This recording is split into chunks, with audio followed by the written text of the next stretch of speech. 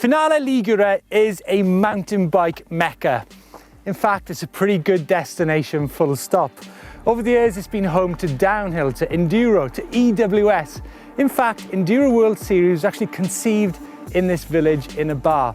Now, with over 120 different trails and between 50 to 60 uplift services, let's have a look how Finale is embracing e-mountain biking.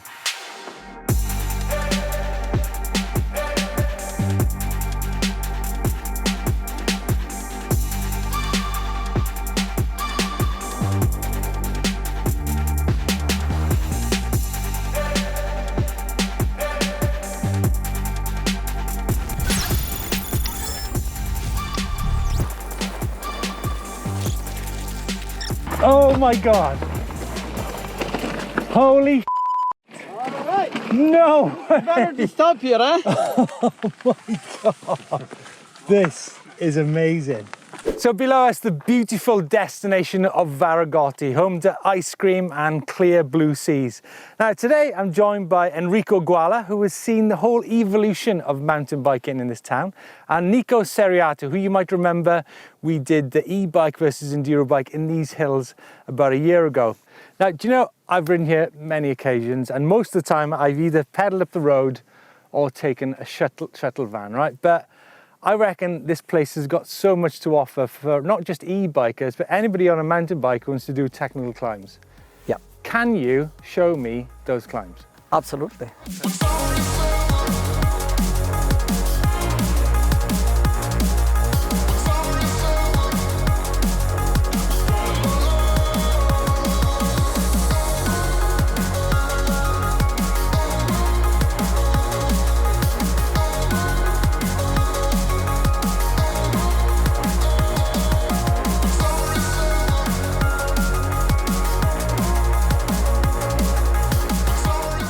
Guys, we've been riding a trail so far. It's been slightly uphill. This is, I understand, part of an e-bike specific trail on the 24-hour Finale. And it's called Voltage, right? Yeah, the age of force. I've just noticed what's ahead of us. It's not all easy going, right? A little bit more spicy, I would say. Definitely spicy. I mean, that is impossible on a non-e-bike. Right, Yeah, that's a climb. definitely not fun. Yeah. Not fun on a non-e-bike. Come on, let's see how much fun it is on an e-bike then. Who's going first? Enrico?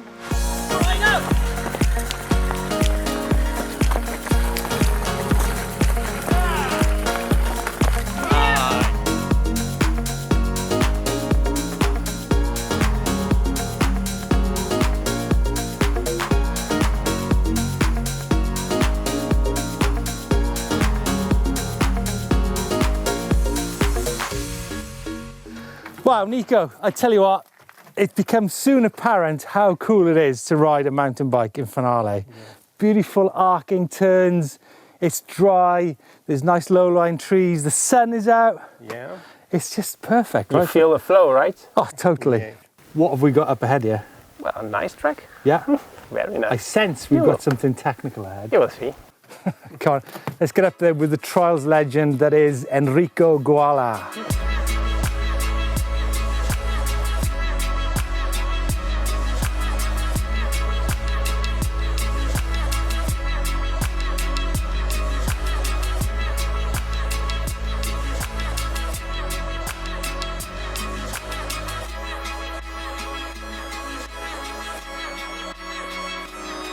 Why is it? Why do we love things like that on an e-bike? What is it about a riverbed, which is like a riverbed? Why do we love it?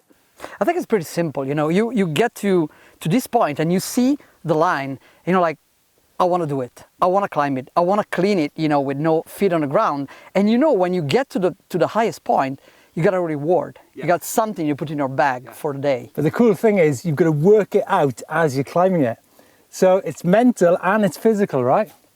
And I tell you what, with those loose rocks, every time you ride could be a different line because you skid, you know, here and there. I'm sure I've ridden this track years ago. You probably did, Jonesy, because you know, this trail I opened it with Luca, a guy that used to work with me in '99 when we organized the very first 24-hour finale, and it was the most technical descent.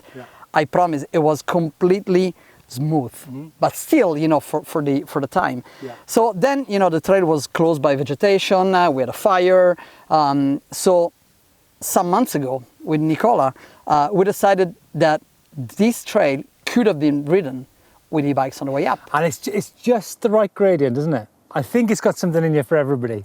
If someone hasn't got the skills, they could probably just push through 50 yards and start again, right? Probably yes, but Yeah. also those guys, they will come back to the trail and try to do it. This is it. That's a challenge. That's it. Cool. Well, let's try and get up here, Enrico.